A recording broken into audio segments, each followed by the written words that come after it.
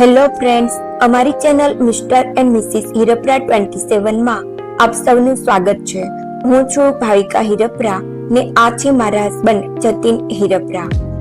અમે ગુજરાત રાજ્યના સુરત શહેરમાં રહીએ છીએ। મૂળ તો અમે સૌરાષ્ટ્રવાસી એટલે કે અમરેલી જિલ્લાના કાઠિયાવાડી છીએ, પરંતુ વર્ષોથી અમારા ફેમિલી અહીં સુરતમાં જ રહે છે। એટલે સુરતને અમારી જન્મભૂમિ તો ન કહી શકાય, પરંતુ સુરત અમારી કર્મભૂમિ જરૂરથી છે। અમે અહીં જ ભણી ગણીને અહીં જ મોટા થયા છીએ અને અહીં જ પોતાના વ્યવસાય કરીએ છીએ। અમારા બંનેના લગ્ન પણ અહીં સુરતમાં જ થયા છે।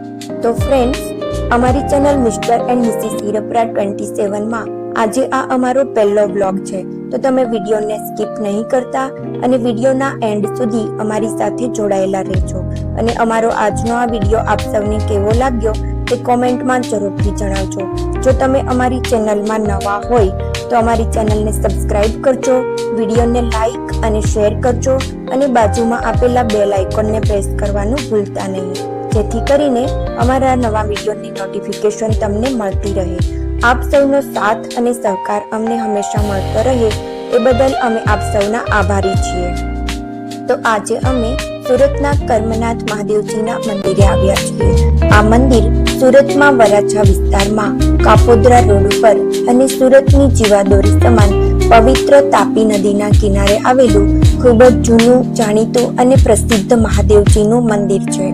અહીંનું આનંદમય અને નયનરમ્ય કુદરતી વાતાવરણ મનને અલૌકિક શાંતિ અને પ્રસન્નતા આપે એવું છે। એટલે કે અહીં આવતા જ પોઝિટિવ વાઇબ્સ આવે છે। મને અને મારા હસબન્ડને અહીં આવવાનું ખૂબ જ ગમે છે, તો અમે અવારનવાર અહીં મહાદેવજીના દર્શને આવતા હોઈએ છીએ। તો આજે અમારો પહેલો બ્લોગ છે, તો અમે નક્કી કર્યું હતું કે અમે અમારા બ્લોગની શરૂઆત સુરતના કર્મનાથ મહાદેવજીના મંદિરથી જ કરીશું। તો અત્યારે શ્રાવણ માસ ચાલી રહ્યો છે। શ્રાવણ માસમાં અહીં ખૂબ જ મોટી સંખ્યામાં શ્રદ્ધાળુઓ દૂર દૂરથી દર્શને આવતા હોય છે। એટલે શ્રાવણ માસમાં આ મંદિર શ્રદ્ધાળુઓ અને શિવ ભક્તોની ભીડથી ભરાયેલું જ રહે છે। આમ જોવા જઈએ તો અહીં 12 માસ શિવ ભક્તોની એટલી જ ભીડ રહેતી હોય છે। અહીં સાચા મનથી કરવામાં આવતી ભક્તોની મનોકામનાઓ પૂર્ણ થતી હોય છે। એટલે સુરતવાસીઓ માટે આ મંદિર ભક્તિ અને આસ્થાના પ્રતીક સમાન છે। તો ફ્રેન્ડ્સ, તમે પણ સુરત આવો તો સુરતના આ કર્મનાથ મહાદેવજીના દર્શને જરૂરથી આવો। મંદિરની એક બાજુ પવિત્ર તાપી નદી અને આ નદી સુરતના 1.25 કરોડથી પણ વધારે વસ્તી ધરાવતા લોકોને પાણી પુરવઠો પૂરો પાડે છે। એટલે આ નદી સુરતવાસીઓ માટે જીવાદોરી સમાન છે।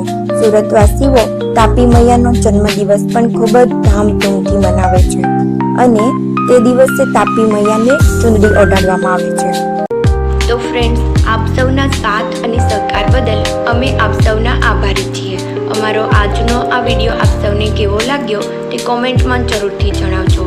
વિડીયોને લાઈક અને શેર કરજો। જો અમારી ચેનલમાં નવા હોય તો અમારી ચેનલને સબસ્ક્રાઇબ કરજો અને બાજુમાં આપેલા બેલ આઇકોનને જરૂરથી પ્રેસ કરજો, જેથી કરીને અમારા નવા વિડીયોની નોટિફિકેશન તમને મળતી રહે। થેન્ક યુ, આવજો।